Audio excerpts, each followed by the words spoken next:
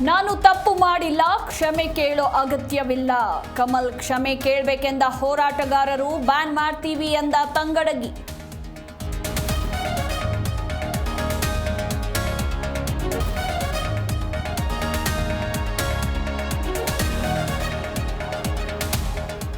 ಪ್ರೀತಿ ಇದ್ದ ಕಡೆ ಕ್ಷಮೆ ಗೌರವ ಇರಬೇಕು. ಕ್ಷಮೆ ಕೇಳಿದ್ರೆ ಕಮಲ್ ದೊಡ್ಡವರಾಗ್ತಿದ್ರು.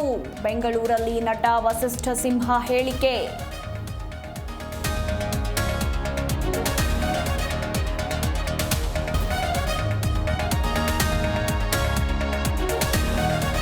ಮಂಗಳೂರಿನಲ್ಲಿ ಗುಡ್ಡ ಕುಸಿತ ಪ್ರಕರಣ, ಅಜ್ಜಿ ಜೊತೆ ಮೊಮ್ಮಕ್ಕಳು ದುರ್ಮರಣ. ತಾಯಿ ಅಶ್ವಿನಿಯನ್ನ ರಕ್ಷಿಸಿದ ಎನ್ಡಿಆರ್ಎಫ್, ಎಸ್ಡಿಆರ್ಎಫ್.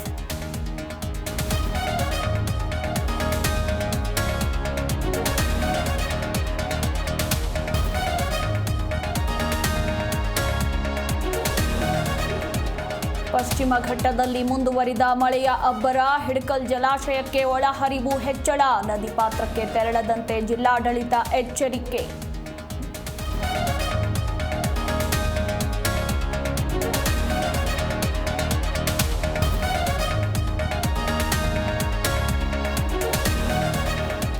ಪ್ರಧಾನಿರನ್ನ ಭೇಟಿಯಾದ ಡ್ಯಾಶರ್ ಸೂರ್ಯವಂಶಿ. ಬೆನ್ನು ತಟ್ಟಿ ಕ್ರಿಕೆಟಿಗನಿಗೆ ಮೋದಿ ಆಶೀರ್ವಾದ, ಮತ್ತಷ್ಟು ಏಳಿಗೆಗೆ ಹಾರೈಕೆ.